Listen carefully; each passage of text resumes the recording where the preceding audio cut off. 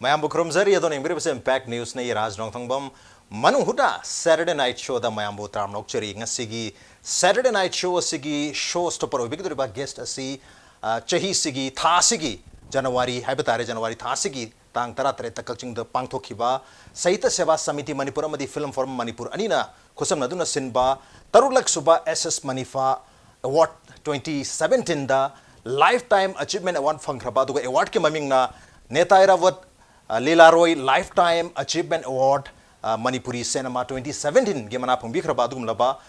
legendary filmmaker Kugi lyricist and screenwriter Oja Laimayum Bankasar Mani Ahamta Oja Bankasar Mutram Nokcheri welcome to the show appreciate your joining Oja Oja am noise Ozana ngasi lempir pasi Oja bu khang daba Manipuri miyam maru ina cinema yengba miyam singda art pamjo miyam da karam tati lera maroi adu ibataragasu Ozagi maroi ba ko milestone movie sing haja bataragadi ko Yaripok Thambal nu lekre wang ma lekre Maichak lekre Madhavi lekre yamna koi Manipuri cinema gi milestone cinema sing hai bataroja ado hairi ba cinema gi maming sing se hek palung matam da Ozagi ming sidi kaungam dara adum leiraba adum laba ming am khangni adu itargasu Ozagi maram da khara hena mayam sida ngasigi show sigi kuthang da khangan nawgi dam ta Ozagi hai tar Ozagi horupum dei hai tar icham chamba ko gi introduction masam tong Ozana dum bibi ai hai jage ai 1964 da Chiangmai masa khangdring da ai Bombay chasai Bombay da na chali bagi khwadi gi maroi ba pandam ni ai lairik tambasu nate film hai bisi karam haina toraga ai Bombay chalaga yawru da gi hai bagi asha da yamna akoi kanagumma mana tabi raga no khraga doba aduga langna ra kadoba adugumba film je aina loina mak tungoi naramaga ai film yawru duri ne haidra ai Bombay sida sahi ama makhai ai Bombay gi film studio mayam na changaga matam dugi lairiba artist mayam gi shooting yengdana ai se halaga hotel gi kada onthok pa mangla na ma da ai sum tawrga lai adubu laiba phabati gi mathang la kanda ai 1970 da ai akogi Pune Film Institute sumaina chhatra nung film gi matang na tamba yai haibadagi ai editing gi knowledge hana khara laijabaga ai se adumaina tawdana ai apply tawjai adubu written test na singba Kolkata da tawi matam dugi na Kolkata ni hujina Kolkata ni aduga adugi matung da written test gi matung da ai se bewa gi damakta abaibo gi damakta ai se Pune da kaurei adu Pune da ai 1971 gi June gi tarik tara ga nithoi natraga humdoi sida ai beba boss ai yaujai masida yamna thaja da bamong da anga pa artist myam lerami matam dugi afauba Aya Johar lerami aduga Dilip Kumar lerami aduga Jagat Muradi lerami Pran lerami haiba myam se jury member ngaktani makoi nai gi saksi ubada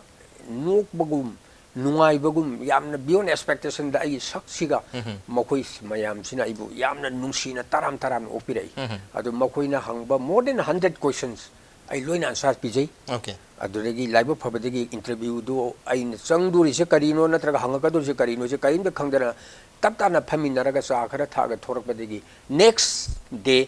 ai na hotel la leiringa da Pune Herald da ai 11 position da ai selection tawina adu main haibire okay editing gi course gi da editing gi course gi damakta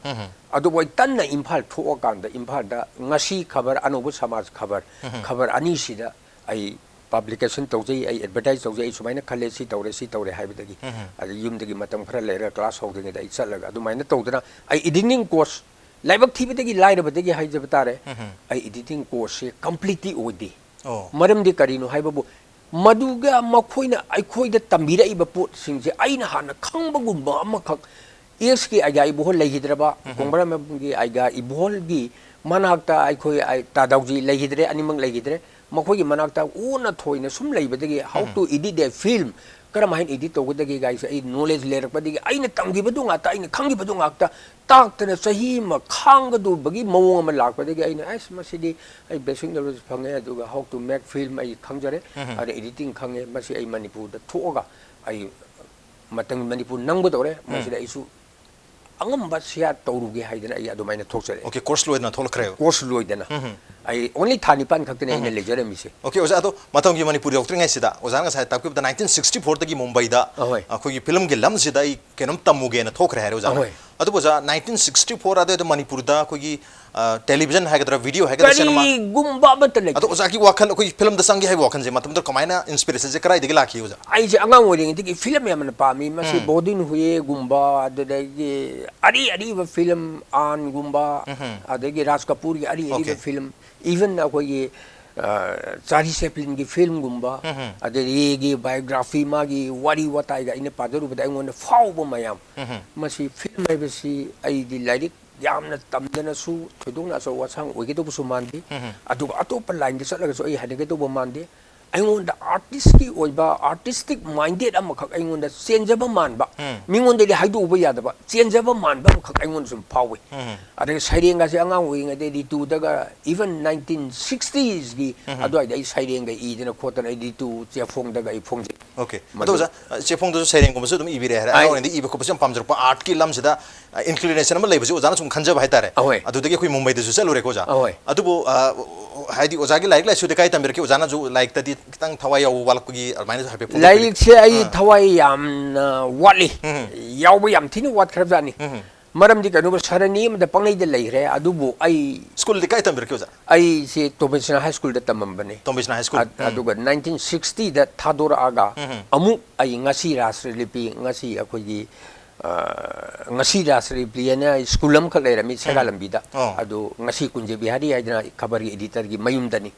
मसिदाई matric 1984 आई matric थाजै आई matric pass तौर कांदा बॉम्बे द सेले आई ngasi हाइजबदो राजदा अतुगा बॉम्बे द सेलगा अखोई सोफिया कॉलेज दा आई से पीए तमी ओके 64 द मैट्रिक पास तौरे अदु 65 ता आई से सोफिया कॉलेज द तमी सोफिया कॉलेज मुंबई दा बॉम्बे दा अदुगी अमु थोरा आगा इम्फाल द मु थोरे आई मरक से तमद्रीब मरकनी अदु इम्फाल कॉलेज मु आई पीयूसी से थारे अदुगा फर्स्ट ईयर मु कारे अदे डेम कॉलेज सही मु लेरमे सेकंड ईयर कारे अदुगा थर्ड ईयर काबा छिर आई बॉम्बे दा अदुगी मु लाइरिक से इन कइम थौसादना कौथो मग चत पाइ बिताई अदुगा आई डायरेक्ट बॉम्बे चलगा गासाई 1970s की अदुआई दा इंटरव्यू की करिगी वाखल मयाम से अहोंबा मैंगोंद लाकबदी के मरु मपांग सुम उनबदी के मयांग तुयांग खरा बाजार स्वाइद लेरकपनिना हिंदी गासे लादगे लालु चुंगे चुमु आई फ्लो लेना पंगांग ngangi बगी भाब अम सो एंगोन दुम आई फाउजै एंगोंदा अदो ओजाना साइ कोगी फिल्म येंगबसे हम पामजरी है ओजान ताकि चार्ली चैपलिन फिल्म येंगे या तो हिंदी की सिनेमा मयाम सु येंगे ओजा ताकि ओजा मतम दो सिनेमा जे का येंग बिरिया तो ओजागी युम न कदाइ दो बिबा इमा इपा न आई हाजरते अकोई MMBI हैदना सिनेमा हॉल में लेरमी मसिदे बहुदिन हुए हैदना विक्टोरी के ऑपोजिट खितंग सेलेना जगबन अजय कुमार की बिल्डिंग मनाक्सिदा नाइट शू स्टोर है नम लेरमी मसिदे सिनेमा हॉल में MMBI नम लेरमी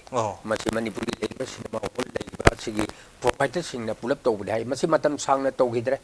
अदुगी मतुंगदा अमु फ्रेंड्स टोकी से थुआइरगा अनोब अमु साबा होगलै मसिदसु आई हिंदी फिल्म कयामी यंगजै अदुगी मतुंगदा अमु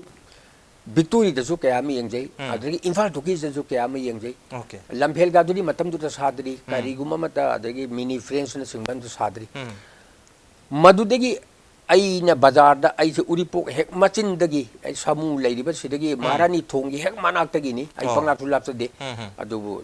बाजार की सेंद्रांग ओइना दुम सिनेमा हॉल की करीगी मसिगी एमोस्फियर जुदा तावबगा अइंगोंदा इमा अइ मरुमपांग म्यामने येंगोरगा सिनेमा हॉल दा येंगोरगा थोरकपगी मखोई वाखलोनगा अइ वाखलोनगे इखे थेना बगुम्बा मा मखोइना इरांग इथक्ता तावबा अइना ngasai शोटु क्रम है नमिनो ngasai तो कैमरा कडाइ दि खिलंगबति करावदे लाइट थालंगबति गना मदुगी वाखलदगा इन पंगसादा सागसबम लई मरमदे अइना पामजुरु लंबी दो अतुगा मतम दो कोई मणिपुर दा कोई वीडियो के टेलीविजन की सिनेमा की कनाम त लई बना तब लेना ओजाना बॉम्बे से लगा मसी फिल्म की कोर्स यारोगे खोलोगे ना हर को मतम सिदा युंगी इमा पापुंग ना कगरी है युंगी इमा पापुंग ना इमा ना आइम धाइ बंकन नंग तौरी दो इमा दि थाजदे अदुबो मतम मददि ओइरकनी अदुगा नंग तौर लानबदि नते अतोपा लमदा कया तोंगनरबनी इवन आई हेलिम चौधरी दा इन पुना फिल्म इंस्टीट्यूट लेबा का मा फि DC oily Masih I education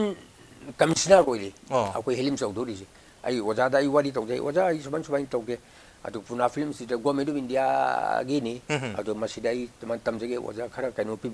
as bangka ibungo bamuni ibungo chaka thongge leitadra nangna film tamdurse nuknadara mayamna nuknarani ga haidana adumaina paisa pibigide magi do langnari do yamna sumna samna khanjaraga langnagi bani ai ne kene thodokpa lana lojegide adubu aina masidi yumgi chilinau akoi taruk tare leibasina sumaraina thajorakani de ise singna sumaraina thajorakani thama dulu palsing tare nipan mangai haidana ya adum hain thodona khaludre adubu nuna badi arubi thabini akoi ge lekai desu bamon masado film yabu sakre ne bombe da bamon masado film yabu sakre ne bombe da ga langna bi badi kongai ni hujik still huji phawda langna bi lepte adubu ai bu langna ri se kari gum khara di lejen langna ra inni ko na ai na madu apaba rom da losin jaraga ai na mayam di face tawna ma sum hona jarak pa okay yang ngai je ado 1971 72 gi matam sida koi FTII pune da editing ge course se thani pan mo yaubira maga manipur da su ko gi manipur gi ahan ba feature film matam gi manipur nam dore habasi paw tabdi go jado manipur da tholok re ai ado jukta habi ho ja wari matik am kitang panjake matam manipur da karam gi ahan akoi film si gi producer masi yamna sati ba ahan ne ai magi matani pa anima ibuhol leidre krishna leidi mahaki film number kansida ai se manak ta karamaina sangsin ga dage se asugi matik wajai university sariba sigi da karamgi ahan sigi chaur factory amakak lei masida maning thangba da pukhi malai ai ga robindro gi song picturization tawrame maram matam sida ai basu khudong cha de ai cycle na chatlaga ai university ta na chatai ai university campus ta na chatai masida ina namami ba kaino sida ai thamoi da kappa amakak phawe aina matam amada ugiba bombe da ugiba film nambagi sinadu ngasi jo akoi iram dam sida lae na ingonda yam emotionally ingonda kapning ba yamna harau jaba penthok jaba amakak ingonda phawe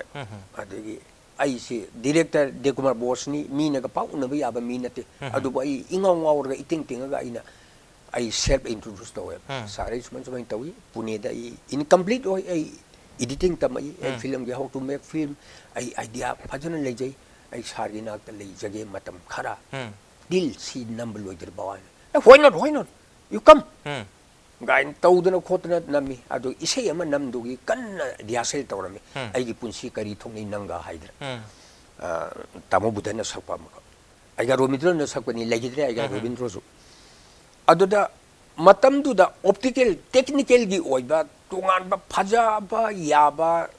computerized tawraga jada semba yaba matam du natabani na yamna changraba camera amada ising da mami karamaina tahange de si Dekumar Bos na ngon hare bangka masida mingsel ama mirror ama chauna tharga de aina ningi be sosi lobang ama sarai mungsel leu ge hera karam ge handigi paisa lor ga imphal ta da haigala ga mungsel leiraga 6x4 ye size ni mungsel je mirror ni yam phajai yam standard lei thaju thare 4mm na keno ni madu poraga aina pukhi sida usuk mari manga taru yunghala kanda mungsel je ising dagi sut ama kaktang haida halaga thamaga aduda composite shot oina camera se makha digi tawraga tilt up tawraga adumane namme ba ma Dekumar Bos na gon asukti matik nungsina ko li madra ina khap masi na ai pen thok pa yare adu ai ngasi khongthang je ai ithan da chadana bai honar ke haidana migi mapan tangaroi ai ngamani haidana ai adumane tawraga matam je lelaga matang maru mapang singna yaribuk thamanu namakpa wang namakpa mayang akta gani ina namjeri se mitai macha amate yokte except ina tar mayang akta gani ina film se namjeri se adumaina tawdana ai Darjeeling chatna outdoor location da ai Darjeeling ge real macha namdana adi sei syamgi ningsing lei hegana tawba adregi जब यार किसी चीज होता है दन नम बादुगी same location same कनुगा सा आइनगा मसरे capture का तौरगा आई film दो ngамna na bai hona jagi khangderas adu boza kogi matam gi manipur dadi ozana assistant director amoina ahan boina yaw gi bai tare adu boza gi ahan but directorial debut ha tare as a director amoina or as a full time screen writer amoina yaribuk thambal nu sidigi adu kogi screen play ibagi adu ga direction gi kenu se ozana ga sai chu dakpik independently kanam tok jagi na adu sigi sigi project la ki sai tare yaribuk thambal nu ga wang magi la ki project se sigi sutang hai bi kumain la masi kenu ni akoi gi Chosan Maharaj gi machanupi angok sana ahanne maki machanipa Gehendro na lagidare ngasi agi marupto mahangna bangka film ma namsi na haiba na ngon namsi kaino ne ai ready matam ju da ai masjid road ta hairiba masjid road hairiba jaga sida ai je fashion jo yam pa me masida ai tailor am khak to jara me paragon naitra masida ai gi wari si yamna mafang e ko raja ai yam thunu thunu haijar ke aduga masigi tailor sida ai na design tawraga tu gi khongrau je nga si bawba hingi okay nga si bawba cross pocket dai je manipur da kanam ta lekte ai ni hala na tu jagi aduga down da thikaliba sigi sut ahum pak pa masigi mapak la se ai na jin haiba po se udringa da ai na thekajagi aduga ai design tawdra manipur gi masa nan ba my khan khangde oja kumar khangde barsu store gi adugi laidiba tamo josoban ta mayam sigi aki amogi ko se ai thandana loina tujaki ai paisa je beyond expectation ai week amada ai more than 80-90,000 phangi haide 1974 maya adoi matamni ai luhonga ka dore adoi gi matam 73-74 adudagi adumaina tawdana ai tawri ngai sida gendro haribni pajelaga banka film tawsi nang tailor sum tong leira ga gendro ai film ngai bani ai tailor ji nothing kaisu nati hai ai yumbu ji da tailor ji 1,75,000 ai yon thomi pulak okay all equipment yauna machine yauna phi yauna kaligar hek thabak suba mi khudimang loina yon tho magai hai ba case pairaga ai film gi rehearsal ho adudagi wang mang ma namdring da yaribuk thamanu na maga tangkhai chamma kanda break ama leibadagi ai marup leo thabang sam sundor ne sei mek iba amana bangka film namji haibadagi baga ai ga wang ma se namjarapani adumaina tawraga ai punsi se ngasi pau du sumaina lakpe adu oza gi film sing se loina ma mai thokpa film sing loi ogi hebtare matam gi manipur boy madu ai ne de haiba ngamaro yam yam pamna ba hai maras no movie sing haitar akoi manipur gi phajaba cinema sing lokol matam da oza gi cinema sing sidi loina ma yawrabani adubu hai riba cinema sing si marakta ka hena amuk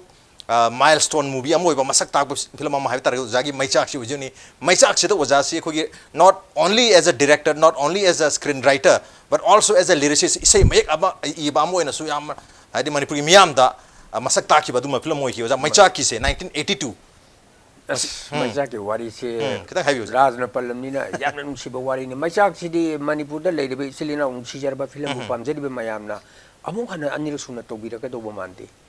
aina wajagi ba aina Bombay da aina masak phau da mami phau da uba phangjedra nupi lata mangeshkar bu aina isai san dani haidana contact sung tau diringa da advertise hana Johnson school mang da thanga chari okay koi flex tanga pai adu hana thanga chagrabna aina mukhalle aina ngasi kalliba phambam machi karigumba lata sune isai sakpir ka taragadi ai sungsoi chodina matam dugi mi amana ibu nongai guli na kokta soina ka baga ya hato kine manipur lamdam jubu nang duk sawba sit tawdi karigino haida masida ina lata unana ba honar passe Thaubal chatpadona Kakching chatpadona moi Bombay se ai arubi thana chachabane amu injili first gate tegi hena ani suba gate lanjin mangam de amu injili secretary namu tanthori amu tawi black gate namu tanthori adumain tawra sangau da leiba se sai ama makhai ngawre matli aina upai mu yenge Usha Mangeshkar lai adu ore di Lata Mangeshkar imung si lai pa imung ni artist ngaktani adu ore di Lata ki canvas ma ye aga pur ga artist lagi haidana adu ye ka durba canvas ju phi dana te yang ko tadi ai masi artist lagi dre ai haidai makhoi gi mapa macha loina mak mayam puna mak tu da ine request tau je bai suman tau dra ai Lata je isei san ge pabung ai mong na president amadi pi de be da president je suman tau bai na tau raga yang kok ta mani ye pi raga within 4 days de ye lupa lising mari ka sampoin la ui masi purga chang bedagi aina ui de ba che kaya mang ye bo hek get ki secretary aham le be ge so Lata Mangeshkar na canvas wall painting puro na por pani hangdu yang chali under up chali je ai hanya heta ngang mathang thadel de black gate na su last ki gate tu gi swai sida black gate na sek tawi yeng doorbell je number kan da ai karamba nupi thora ka de karamba ni pa thora ka de senior doorbell je number kalak se thega kon bagi mawang phak tawi ki boy hangoi boy yamna ingon da mathik chaja dabani na bai khoina madargi Lata Mangeshkar gi machi amukhak dai Mina Mangeshkar aidra adu tasengna machi ai ngasi gi wafam sida Mina Mangeshkar na hanbara Lata na hanbara haibasi ma ingon kitang confusion ma laiko adu Mina Mangeshkar hamdur kanda ai telegram di hana thajagi ai sumaina canvas por kane haidra adra Mina Mangeshkar na ingon da hange kanano aina bangkani haibadagi oh marathi marona phalauna lata se kaugi lata kaura kana lata se nai gaunam ka chelaga thore masi kokchau bi kai aina ma se uba kansida adregi aina didi gi ai projene na ma ki eno sida sofa sida thammaga thambadagi mana hangdo ga yengbadagi machin manau machin mo pamayam se loina koksilaga lata gi kenba se yenga ayo no mu yeng kenba sta mu yeng ayo no mu yeng tawdan khotan tawe adregi lata nangi nang ke do bulak pano ai didi film gi sei sakpi akoi disney film ni adu akoi gi manipuri gi keno dani suban suban nei akoi sei sakpi bangai try tawge adu na akoi gi loan se kari oirang bade ge ai khangdi ai taw ai kese jo purga cha sei kese sei ta hali mangon sidi hindustani ni ai sakte nai se kya pa me ai didi sei ni kak sakpi nang gi sei sakpa lai di ngai ko ai gi ka da sang si har ga ma gi ka da changa ga ambari hangdu oga mana photo mo ko putor hi mapa gi dinaran mangeshkar ki sigi photo je nang yel even nipa sida amukta yen biro adu pitaji je sumaina matamagi opera gi da postman sabani mai tupi apai bu upani masi ningthau mana ningthau gi longhup tawraga ningthau gi prosap laga phajana amukta ningthau malan biro background je sky de lehen view gaina usa mangeshkar oi masi mano mayam na ai ngone explain tawre machi lata mangeshkar na imphal thongna na ticket ma da kapi dai twin frogi adi khudak ta ai se imphal da thora kan ta yum changam da arkese se changaga pabung chim yek piu aduga pabung na kari gum bachi ai numid hunni se mangde yek pi ba tar ga de pabung na sa thabak mangol we ye ka ne na mai phu thaga laga hekta yek ba hogi ne khudak da scale ga lora kan adu mai na tawdna loira kan da aina pabung paisa kya ka chara mu ge bangka nga ko ai paisa pamti lata mangeshkar gi thanks letter ma pubiro pabung ai nasa soi pujarakani haidina ai adu maina adu pubudagi lata da piro kanda madurigi di khillaga mokhom yam pakam da kamna gi lata mangeshkar gi mama adrigi lata mangeshkar usha mangeshkar asha bosle mina mangeshkar dinaran mangeshkar leidiba harinaran mangeshkar adrigi masu mayam pakam da kamna as ai je tobong khangi dre mo koina kapisi marathi maruna jungang ne kari harim no kari torim no adu kaina thangde di lata gi mama ne ngon mun ne yengai adu usa mangeshkar thore bangka ai hore loina haje nang karim ta pakhat dum phamo an to lata mangeshkar na sumaina hai mama na angang ji lai se kari thabaki ba ise sakadore mo koi marathi maruna hai rabjani ma ise sakpa nang lal paisa lobu yaro ma ki live ne leiding na khoi live ne leiding ma ki thabak ta no ko pesa am ta lobu yaro prio ko sani ma ni se ni sakbire 1 lakh 7 ki se ani se 1 lakh 7,000 logu do bane adu scheme an logte adu aina mong da tawhid di haidna khoi mitei bi chatna bi oina tawhid de na lupa lising tara ka puto pi ba kanta mahang na lupa lising am khaktang gi lupa cham chapi tara je satu oga mahang na loksil horaga ari ma paisa ja gi pocket ta hapaga magi receipt ki che sira idc samo rupees 75,000 from bankai ne adu maina to birakpani adu copyright soi ngona pibire ai sem bi copyright na te ai copyright ni adu lata di ai sem bi artist ni na atopa banner gi makha da phong bi ade ko di ai sem bi na control do bani na kishore kumar lata mangeshkar momara pi mukesh nu mayam je aduna masi copyright pirak pada kolkata da dam da marol amri ko namam da kanda ai ni copyright bole ki chu hovena ga ai na ngone yang usita na bangali macham da ni copyright che phalo ni injin ba da ngone ta apni ki khabo rosgula adu ga ai na taw da bangali maron da taw da adu main taw ga live yam no wai lithok pada nungai bagi wani raja duga adu oza hari film maicha hai tar maicha ki isai ani se lata mangeshkar da san bagi oza ro idea la ki ba ru gi hana chahi amani wali edagi lauthoki ba lata mangeshkar sal ani gaina sumaina oza matam tu ta oza na kari wakan da gi haidi lata mangeshkar se yam phau bani na masi gi sei sap tar gadi manipuri cinema su yam phau gani hai bagi wakan da ogi bezala adu bo akui mata hujik su dum akui budget se yam di hana su dum budget se dum cinema nam bagi ai madu ai panjar ke akoi kari manam gi ogi no tasing na lata mangeshkar sali se manipur de language gi matang ma kan tawre okay akoi iron je ai schedule de san ge do bani hai bani singba adu orge de lata hai bani pi sina mite ron gi sakpa tar ge de akoi language khara pak san de thok do mo mali da hai na madu concept ma ai ngonda adu gi thaja ba ma ai ngonda lai adu ga ai matik di cha de ko aina to buda aina khwadi hen ta woni have se ai isa gi self confidence aina to woni te hen gani haibam kha yun sa ai isai mai khangde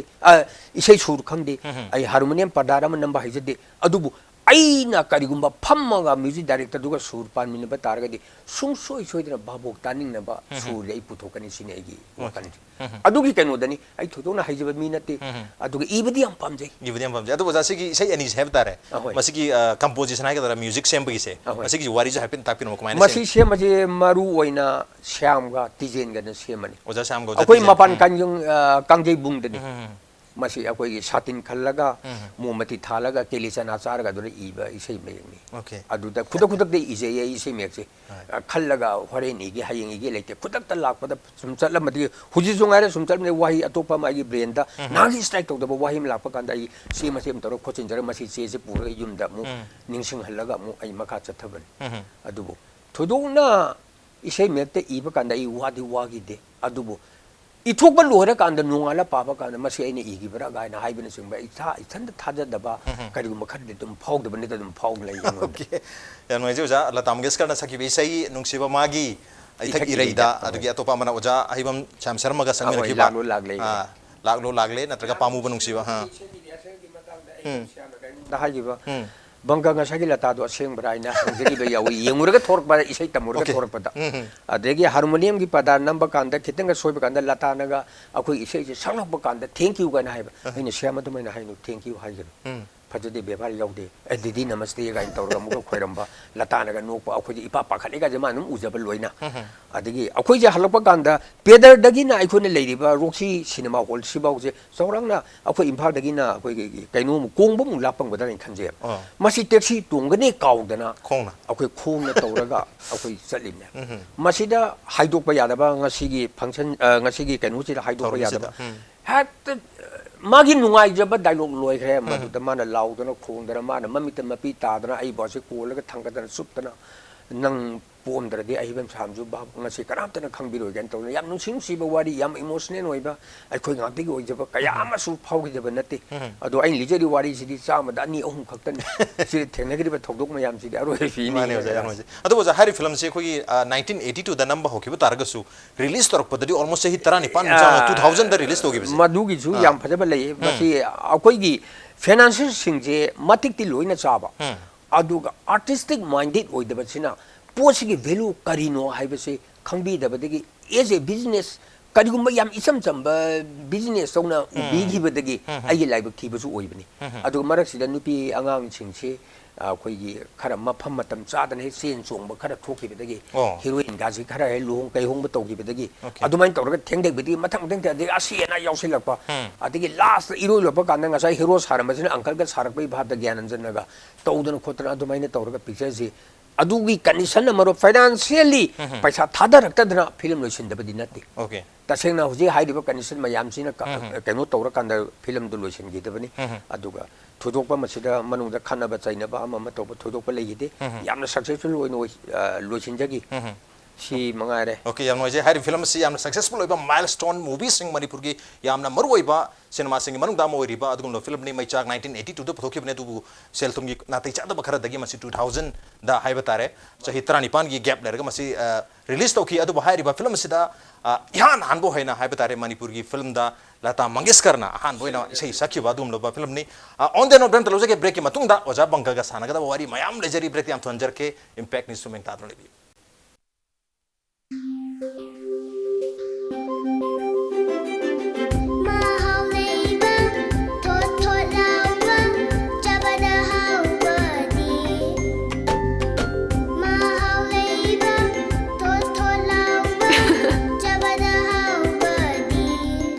Makati.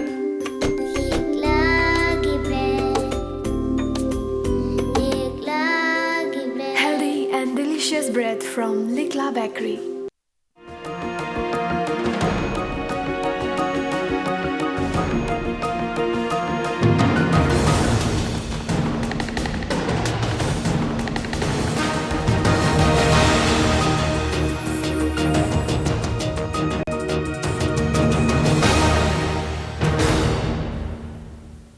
Welcome back अदु number बसी Manu हुटना Saturday night show नि अदु ngasi gi show stopperna manipur film gi legendary filmmaker screen writer amadi lyricist oja laimayum banka sharmani oja banka da mathang lakchani se oja ngasai mechak 1982 da नम हौर मतुंग हाइबा तारे release होबदा सही याम चंगजखिबा तारगसु मरकसिदा अमुक अखोगी ओजागी next milestone movie हाइबा तारे माधवी माधवी जी लाकपदसु almost सही तरा की मया चंग्रे ओजा चंगी मसी मरकता ओजा फिल्म से नमरोगी हना लेगिबगिरा नत्रग मरकसिदा अखोगी अतोप वीडियो फिल्म से खरा थेंगनजे ओजा मधु नंबदुदा मतम चंगी बोइदुरा करी तंग माने अदुगा होजिकी मरुइना आइना माधवीदा मु ख्वाइदगी खिजबसिना माधवी से मणिपुर की लेरिबा ngasi सही यांखै की मथकी मियोइसिंग ngasi चामा मयागी मियोइसिंगना मतम मत क्लास 8 तगिना 10 फावबा होजिना एमए नंगदा तंब खोटपगी वाफम लेगरे मसीगी मयाम सिदा अखोगी जात खुदिमंगना माधवी हाइरिबा नोवेल सिदा डॉक्टर कमल ना उहलमीबा पोट असि अखोई जाति खुदिमंगता लोइना मागी ब्रेन दा लोइना हांजिलगा लेबगी भाब अमा तवी आई तसेंगना फिल्म जे कीजबने अदुबो आइगा भूपेन अखोई प्रोड्यूसर लेगिद्रे माना हाई बंका इना तोबा तारगदी ख्वाइदगी अहेनबा साग साबा तारे ख्वाइदगी अहेनबा थबक तोबा तारे ख्वाइदगी अहेनबा नंगना नंगबे हारगदी माधवी नतरगा खंब थोइबी अनिसिगी मणिपुर सरकार दगी अयाब पोरागदी नंगना हाइरिबा फिल्म से आई सुंसोय सोइदना अथुबा मतमदे एनी कोस्ट आई नंगबनी सिदे अदो आईगी लेगिद्रबा इपा गुमलबा अहनथेनुगी नीलमणि उकिल दा इनो वादी तवी ओजा सुमन सुमन हाय ए लाव आई लोगे हाइदा नोबेल मासुजे टेलीफोन तौरगा कवी मसी एजुकेशन सेक्रेटरी नि याम चौजरी बजानी अदुबो मतमदरा ओजाना केस तो पाइबदगी सारना कौरियना पाइरागा गाड़ी मयाम तौरगा मागी स्कोट तौरगा पाइरागा करी अंगांगदा हयेंदो सुमाइना नंग माधवीदो मणिपुर गवर्नमेंट की प्रॉपर्टीज ओइरबनी मदुगी कॉपीराइट मौंड 10 इयर्स की पीगो अंगांगदो फिल्म नंगबे हाइबले ओए सारे तौजेगे हायरगा युमदा मागी प्राइवेट सेक्रेटरी का तौरगा युमदा अखोगी कइनोगी कॉपी गासे लोइनमक पूरगा लाए अदरे आइगा भूपेन मना चले आइगा भूपेन मना तमो सिलेरेन अस अदगे इतैमा कौथोरे बंका कइनो लाउने इबेमा लाउने आई ngasi चेन बे याररोय अखोय बंकना याम हेंजिलखरे मा कॉपीराइट पोरे अदुना आई नमदबी यादरे मादबी क्या संगदे हंगे आई तमो लाख 19 दगी न कुनगा निपान स्वाइबोगदी सुंजो सोइने संगकनी अदुगा माधवी जे तमो अराइबदी नते अदु आइंगोन खुद थिंजिन बिरकनु आई कास्टिंग जोइने तौजगे आइजु मसिदा ngaurga matam kaya sangna ngaurpani paneना अदुमाइना हाइबदगी मा याबिदे मसिगी मथंग जिदा आइने यूनिवर्सिटी रोम दा चलगा ओजा अखोई यारामंगबी ओजा दिनमनी अदिगे ओजा लेगिद्रबा ए बाबू अदि मणिपुर की इंटेलेक्चुअल हेक लाइरिक लाइसुदा मणिपुर की कइनोदा फावर मयाम से आइना इवन ओजा खेलचंद्र लोइन म वरी वताई सारगा माधवी कमाई तोबनो करिनो लोइन हंगा आई लोकेशन गासे डॉक्टर कमलना फम्मगे इरंबा जगह भावदा मनाउ निपान हाइदना खोदन तौरकांदा आई मदुदा अदुमाइना सागचरपनी अदुगा माधवी नंगासी आइंगोना फाउरिबसी राजदा फाउबदुगा सब मानहनबगी फिबम अमा लाकपसरे आइंगोना खरा कीदना आइने स्टडी जे मतम सांगना सही अमा अनि अहुम हेन आई तौजबनी नमद्रिंgai सिदा खुद थाबदी एनी टाइम याबुपिंदी थारो हायरबनी अदुबो आइने कीदना थाजदबनी अदि इसै से करमाइन हाकबनी अदु ओरगदी इसै दे आइहेन बपोट यादे डॉक्टर कमलना पिरमीबा महाकी नुंगी ओइबा वाही वाता परबाम पांथै मयाम सी गी महुत्ता डॉक्टर कमलना थारमीबा सिगी महुत्ता आइने इसै ओइना प्रेजेंट तौगेना अदुमाइने रिप्लेस तौरकना आइने इसै ओइना लोइन फिट तौजगेबनी मखोइ ngangnaba डायलॉग ngakतनी करि खलि निंगोल पुनिंग गाइसे मखोइ ngangnगिबा अददेगी कांगजिबि उरिन लेपन लेहोरेगा डॉक्टर कमल की वाहीनी आइने वाही खरका हुरान जबनी अदुमाइने तौदना आइने इसै से कनो तौरे मसिगी रिकॉर्डिंग से बॉम्बे चले बॉम्बे चिरसु कोई उदित नारायण अनुराधा पावल साधना सरगम मयाम यावरे अखोई मुल्की हारिबनि पा सिना याम नुंगाइबा खरा हाइबि एंगोंदको अदुदे नंग बंगबाबू नंग कनागुमगे आर्टिस्ट मना चकनु नंग लता रेकॉर्ड तौरबनि अदुने नंग टेलीफोन दा लोइना कौ मयाम से नंग इनाना ता लोइन चेलकनी लता बाइना हाइरे दा हाइयो इन तौरगा टेलीफोन दा तौरगा लोइना म कौबने हेदा जगत के आर्टिस्ट के पैदबने हेदा खोंगमी लामी के पैरगा अदुमाइना तौरगा आई अपाम खल्लगा मुल्कीना बंगसी तौ तौरकना यामना थवाई हक्चंग यावना अहिबम श्याम सॉरी तिजेंद्र यामना थवाई यावना होना बिदना हाइरिबा पोट असि ओइबनी राज अदुना मसी आइंगोंददी हुजि हाइदोकबदा खरा आइंगोंदा नुंजु नुंगाइजै अदुगा वाजु वाजै अदुगा मतमदुरा थोगिबा थौदो अदु युरिमिबा तिंखंदुगी चना खोलदो ngasi लेक्तबगी वाने अदुगा एगो चना खोलनि मतमदु निंगसिंगुरगा चपचन फाउदरि जाने या नुइजे बजा अदो हाइरिबा फिल्म सिनम नहुनबदा याम चावबा चैलेंज हम ओजाना ओइगेना ताकपिखरे हाइदि मयामदा हाइरिबा फिल्म हाइरिबा वारी हाइबा तारे माधवी वारी से मणिपुर के अयामबा मियाम की कोक तलोई लेरबनिना मधुग चमाना मोंगदा फिल्म से पुथोक्तरगदी मधु हां मयामना एक्सेप्ट तोरी दबो अदो ओजाना फिल्म से कंप्लीट तोर मतुंगदा ओजागी वाखंददी सेंस ऑफ रिलीफ फावी की ब्रा मयाम की फीडबैक अदग ओजागी ओइबा इसागी करी फावी फिल्म से फाव बसे ख्वाइदगी साथीने ओना चाउना फावदे बजे ओजा नीलकांत खंगबिरंगबनी को ओजा नीलकांत से film ngasi yengaluraga nungalga ai yumda lai akoi professor amaga loinaraga lai ibunga bangka yum karai dro in tore ai no oza bu in tore ai kumthare songthare khoirame kan oza kari nang thagat ki lai bine ai ko ne phamji cha thak chi in tore phaminar wari sai ibunga bangka ipa wa mangge Dr. Kamal ne iramba isai si phane yamba jani ne hai na man hai ai no oza bu ai ba ta dre Dr. Kamal ne irami ba isai mayam si nang ne film da habi se ma di isai tara mu iramba jani de na man hai ai no oza nasa phajana hai jage waro binu hayu hayu nang na haibiduna asumba wege dori min taw Dr. Kamal ne iramba di chak de bela mai athapa ching da haiba sima khaktani isai mapan sima de aine ijabani ka asing brane mani oza adu di mayek mayam ji de oza mayek si ko hari bise bangka gi ne haiba leite oza gi ne haiba leite masi di jaga sangsa da leba mi khudi mak ki ngaktani ada wahi khudi mak mi khudi mak ki loina rai le adu Dr. Kamal gi mayek ne oza na haibi do ai pura puri di logde de sentence ama word ani ka de logje tangjebi uri na letun le hore leng de ba upana lemle masi aina hayro ga jail sang ne haiba tar ga di Dr. Kamal ne irami ma sung soi puran to wedam gani ga aina adu mai no extreme gan handshake tawraga isa ibungona ai khoina uramba Dr. Kamal gi madhabi do chap chan uhun bagi damakta isa na chaning ba yangsang hayo ai nga layaga isa bu cha kaudori me na tawdra adu mai na yamna punsi da thagat pira roi da ba mioi amana ibu adu yamna wang na thagat pira magadi atai bayamna ngangning ba sakning ba chaining ba loina chaijara sun ai pentho again oza nilakant gi wahi dei ngasi ba pentho ga leje asuki matik nungai je yangonda madhabi number loi hiba kan aina nungai ri se asuki matik nungai aingonda release tawbada cycle huran gibada scooter huran gibada bus mayam laaga khamaga cinema hall da neina gibada police mayam tawraga control taw gibada masi mayam ji yenguraga tawjaru bai khoi di imita ipi taraga loina kapsa bangakta aduna aiga bupina su yamna tawbi gi phajana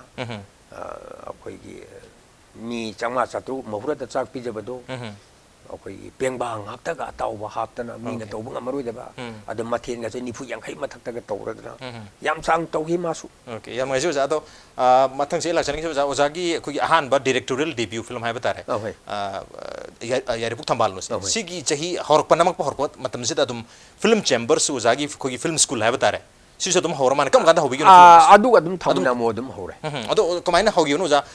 ओजादी मतम गे मणिपुर दा assistant director न योबी रमे मरक सिदा film दी होगद्री अदो as a director सु हाइरी बचे सिदा होदुनी अदो फिल्म स्कूल की आइडिया से हाना लाइसे कमाइ तो वजानो जा कैनोनी आइना खंगुरी बसे इसा इथन द तौरगा कोई पुया मै थाबा दौना आई Ethan the the तौरगा लोइसिनिंग the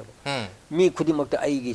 वाखल आइगी canoe ma'am से शेयर तौरगा मकोइ जो आई दौना ओइना बा आई उनदे हेना फाउगिना बा मी म ओइहोंना बदि आइना लोइना लेरिबा ngasi लमदम सिगी प्रजा खुदी मक्ता लोइना फिल्म पा म खुदी मक्ता आइना लोइन नुंछि जबा अदुगी वाखल लोंदा आयाम बा आइना